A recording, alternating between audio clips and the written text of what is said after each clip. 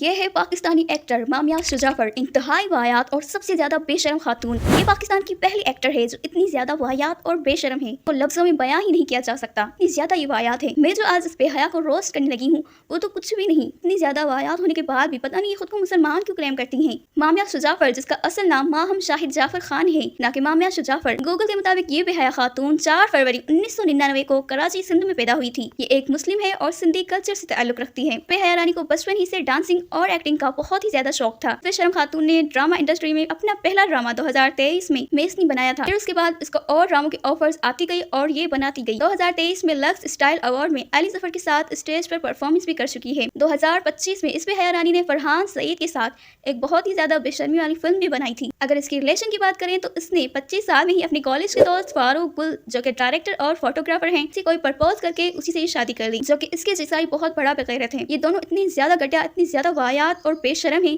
کہ لفظوں میں کوئی بیان ہی نہیں کر پائے گا۔ میں خود اس واحد خاتون پر بات نہیں کرنا چاہتی تھی، میرا دل ہی نہیں چاہ رہا تھا کہ اس بغیرت کو میں روسٹ کروں، لیکن جو اس خاتون نے پاکستان میں گند پھیلایا ہوا ہے نا بے حیائی اور بے شرمی کا، اس پر بات کرنا بہت ضروری ہے۔ مانتی ہوں میرے اس چھوٹے ویڈیو سے کوئی فرق نہیں پڑے گا، لیکن ایٹ لیسٹ دیکھنے والوں کو یہ تو پتا چلے گا کہ یہ ہے کیسی، مسلمان ہو کر بھی اتنی زیادہ گھٹیا ہے۔ اس کو دیکھنے والے یہ بھی نہیں کہہ سکتے کہ یہ ایک مسلم ہے۔ لوگوں کو اپنی معصوم شکل دکھا کے کہتی ہیں ہمارے جیسا معصوم تو کوئی ہے ہی نہیں۔ ان لوگوں کو تو یہ کہنا چاہیے کہ ان کے جیسا کوئی اتنا گھٹیا اور واحد نہیں ہے۔ میں مانتی ہوں پاکستان کی ساری ایکٹر بہت بے شرم ہے، لیکن اس جیسی واحد اور گھٹیا ترین کوئی نہیں۔ جو گند، جو بے شرمی، بے حیائی اس ایک نے پھیلا رکھی ہے، ایسے کسی نے نہیں پھیلائی۔ یہ دیکھنے کے لائق بھی نہیں ہے، لیکن پھر بھی پتہ نہیں کیوں لوگ اس پر مرتے ہیں۔ مارچ 2026 میں مامیہ بے شرم نے بتایا کہ یہ پچھلے 2 سال سے لیوپس نامی آٹو امیون بیماری سے لڑ رہی ہے۔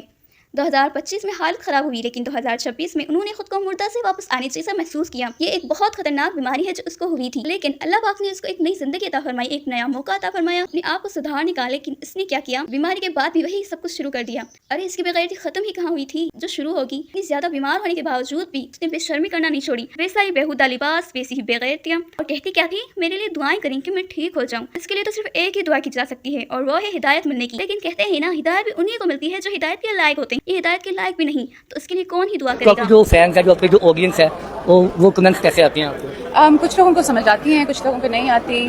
ٹرولنگ کرتے ہیں، کچھ ٹرولنگ میں نہیں کہوں گی پر تنقید کرتے ہیں۔ جو لوگ خوش نہیں ہوتے وہ دوسرے لوگوں کو کم خوش دیکھ سکتے ہیں، تو میں افسردہ ان کے لیے اپیل کرتی ہوں۔ ان کے لیے بس افسوس کر سکتی ہوں۔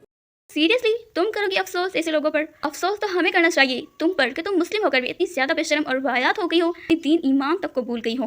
باتیں دیکھو اس کی، افسوس ہی کر سکتی ہوں ایسے لوگوں پر کہ اس بے غیرتی کی وجہ سے ہمیشہ لوگ اس پر تنقید کرتے رہتے ہیں، لیکن اس پر لوگوں کی باتیں رتی برس نہیں کرتے۔ مسلم ہے، دوسرے مسلم کنٹری سے بلانگ کرتی ہے، پھر بھی اس بے غیرتی سے باز نہیں آتی۔ تو اللہ پاک کا شکر ادا کرنا چاہیے کہ اس کو ایک نئی زندگی ملی، اتنی خطرناک بیماری سے اللہ نے اس کو شفا عطا فرمائی، ایک نیا موقع دیا گیا جس سے یہ اپنے آپ کو سدھار سکتی تھی، لیکن نہیں، اس بے شرم نے اللہ پاک کی دی ہوئی نئی زندگی کی بھی قدر نہیں کی۔ ٹانگ دیکھ لینے سے وہ ایسا کچھ بھی نہیں ہو جائے گا جو ان کا کردار بیان کر سکے گا۔